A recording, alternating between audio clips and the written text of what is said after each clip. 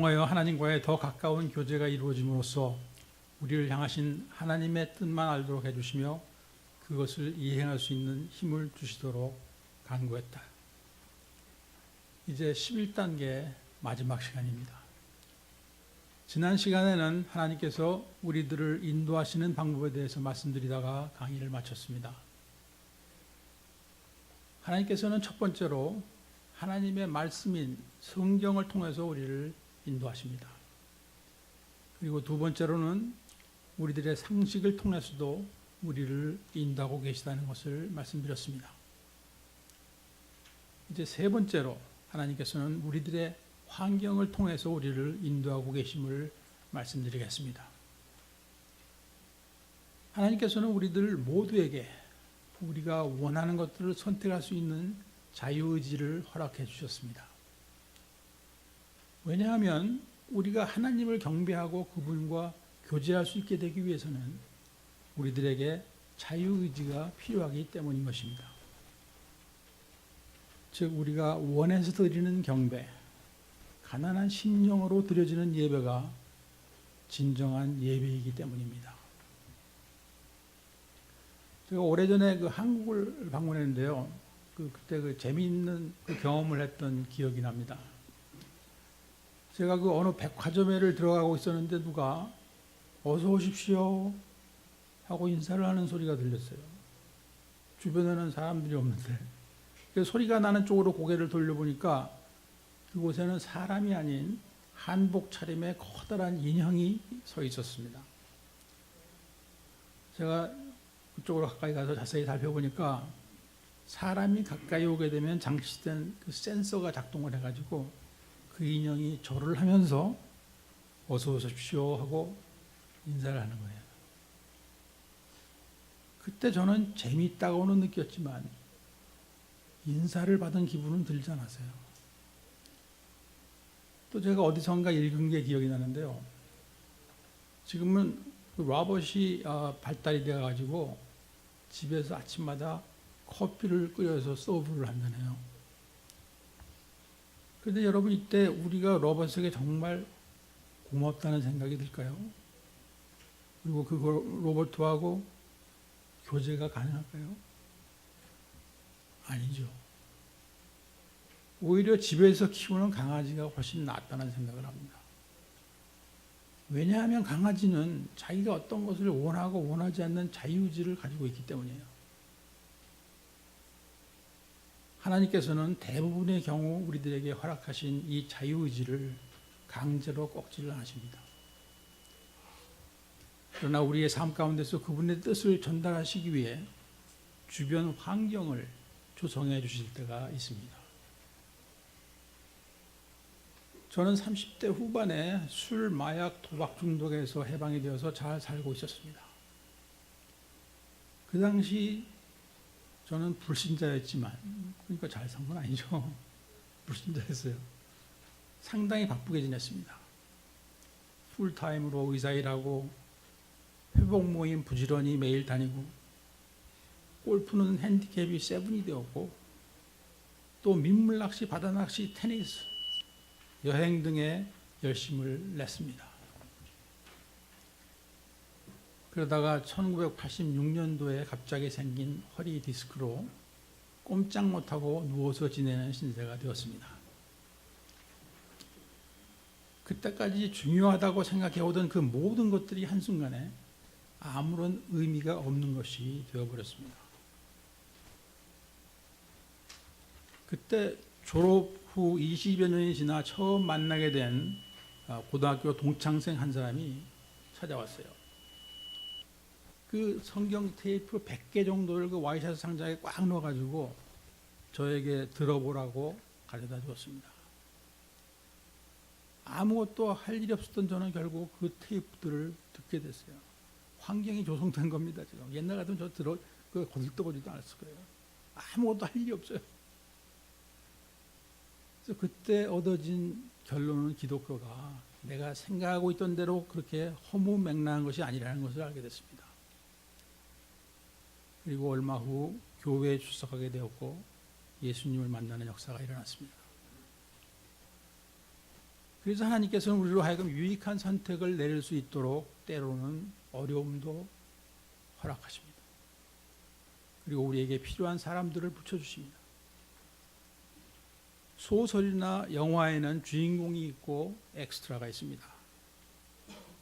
그런데 하나님의 세계에서는 우리 모두가 주인공인 것입니다.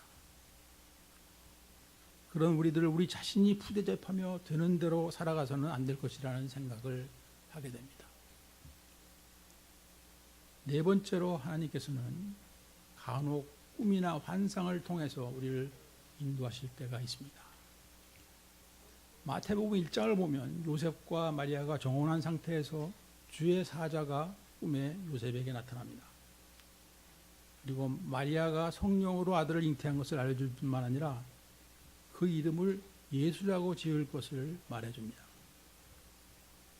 그리고 2장에서 또다시 요셉에게 나타나 헤롯이 아이들을 죽이려고 하니까 가족 모두가 애굽으로 피난을 하라고 말해줍니다.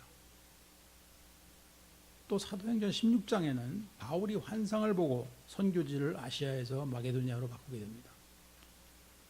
이하여 유럽 최초의 교회가 세워지게 되고 이것은 인류 역사와 기독교의 전파에 있어서 엄청나게 큰 사건임을 우리는 나중에야 알게 되었습니다. 저도 환상을 본 경험이 2번 있습니다. 술 취해서 본 게 아니에요. 맨정신입니다. 첫 번째는 제가 거듭나는 순간 저의 일생의 수많은 죄인된 모습들이 초고속 필름으로 제 앞을 지나간 것입니다. 지금 아무리 이 의지를 동원해서 생각하고 이 설명을 하려도 안 돼요. 그 많은 세월에 그 많은 죄가 내 눈앞에 다 지나가는 거예요.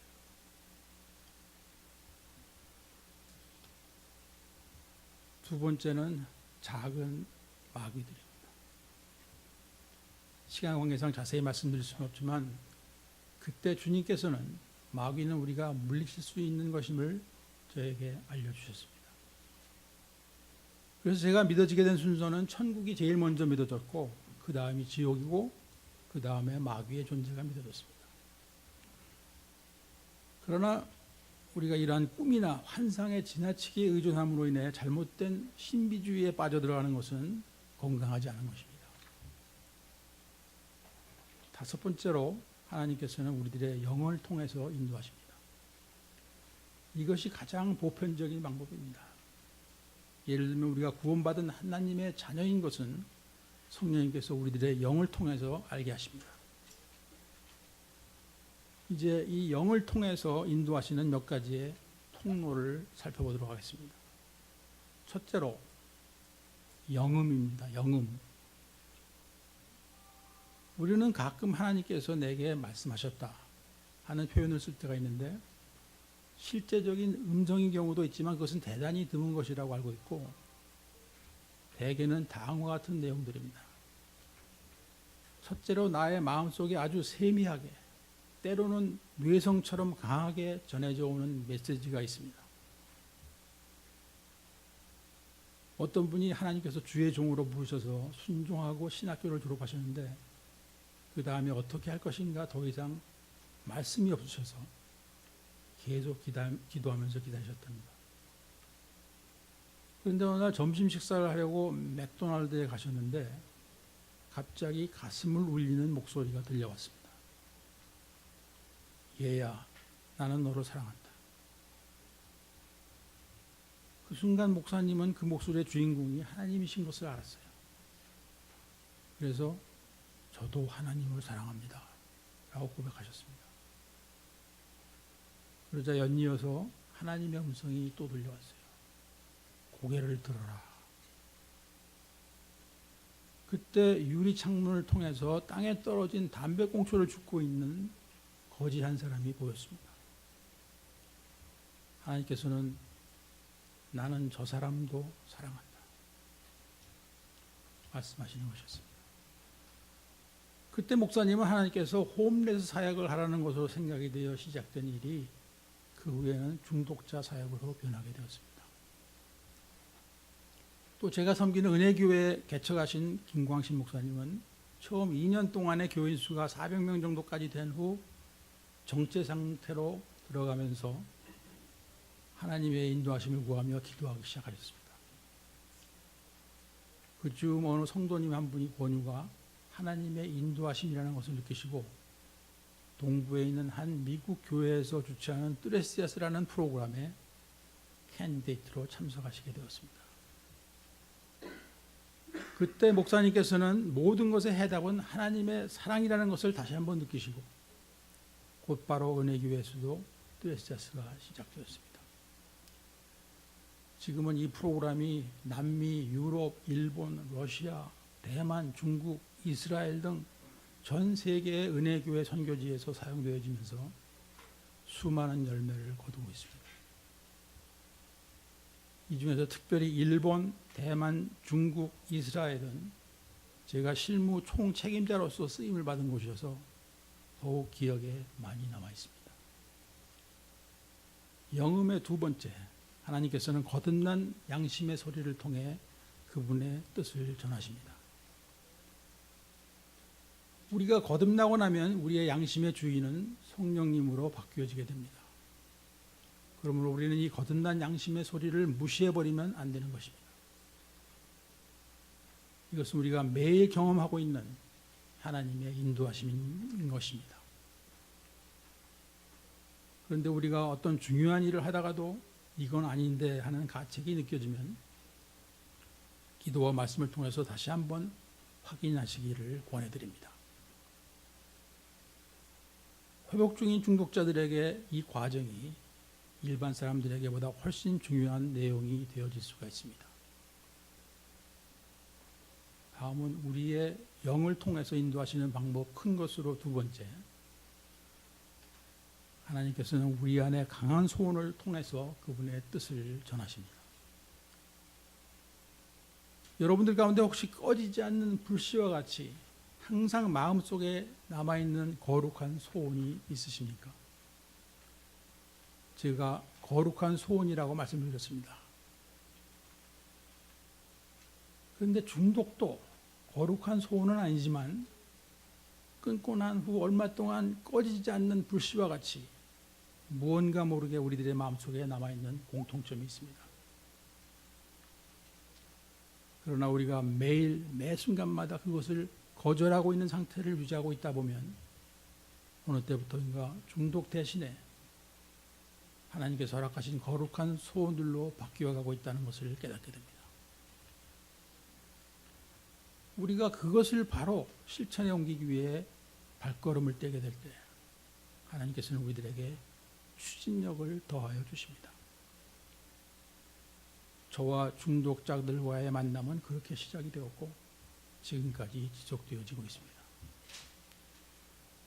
중독자는 회복될 수 있다 라는 이 꺼지지 않는 불씨와 같은 소원 때문입니다. 세 번째로 감동을 통해서 인도하십니다.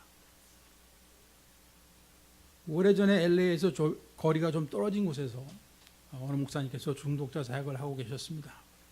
그때 제가 만나고 있던 중독자들도 재발을 하게 되면 가끔 그곳에 가 있는 경우가 있었습니다.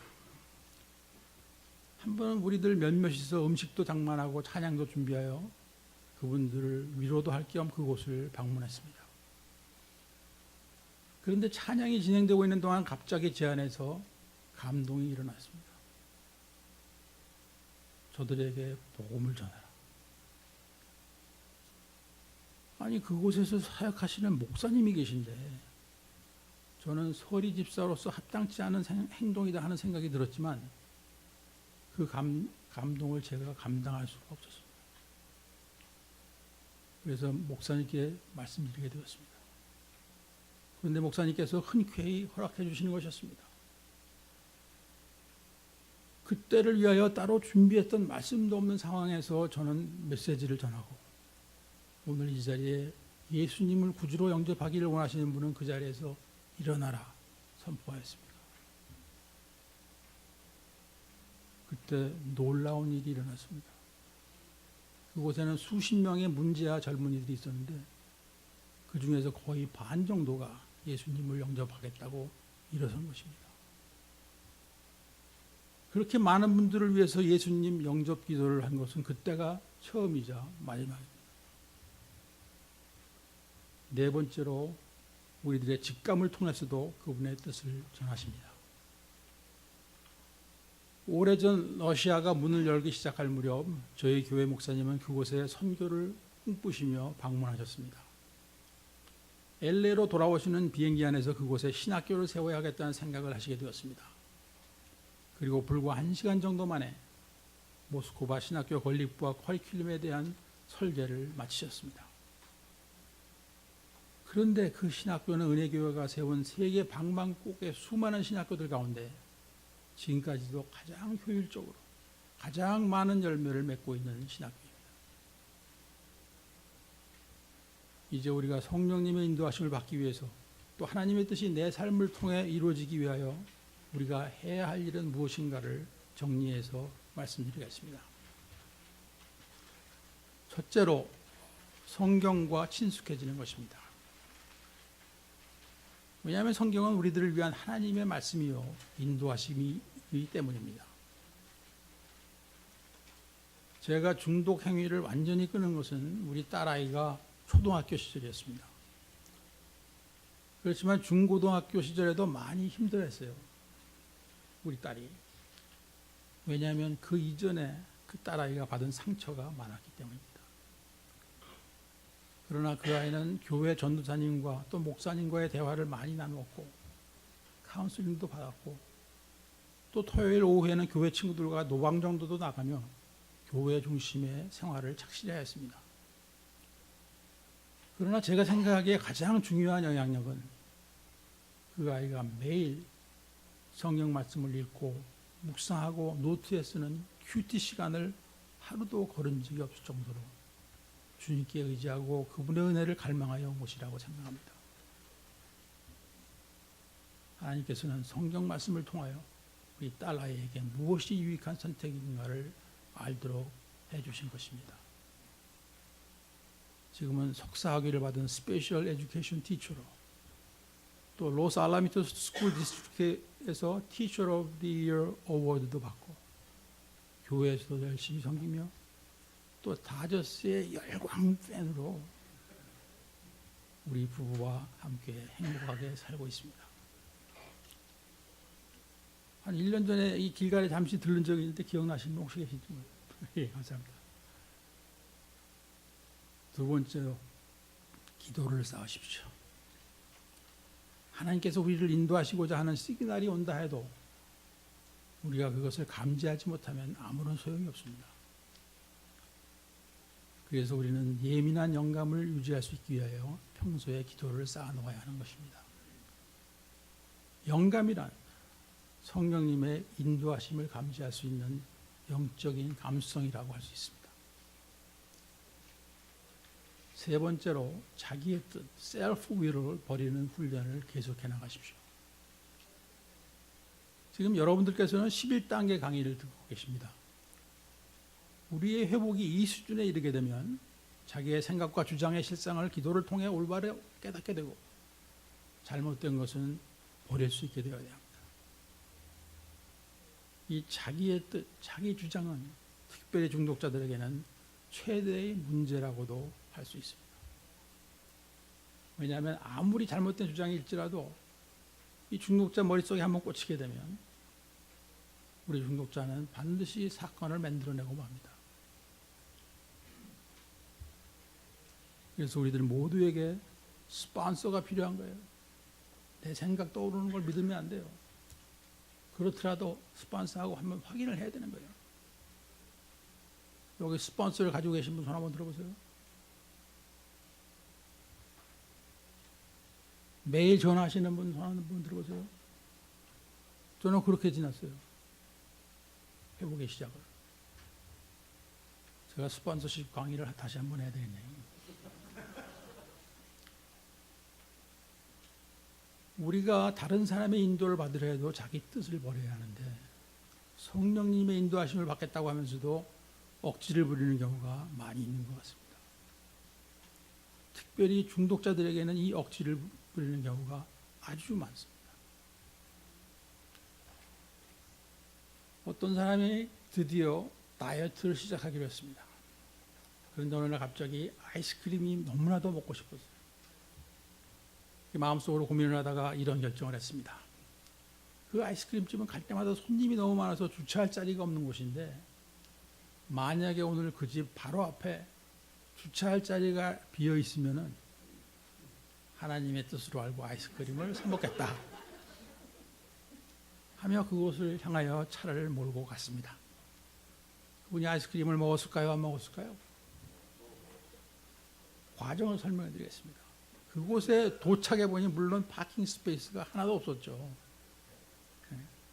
그러니까 그 블락을 돌고 또 돌아서 드디어 가게 바로 앞에 주차할 자리가 생기자마자 들어가서 아이스크림을 실컷 먹었죠.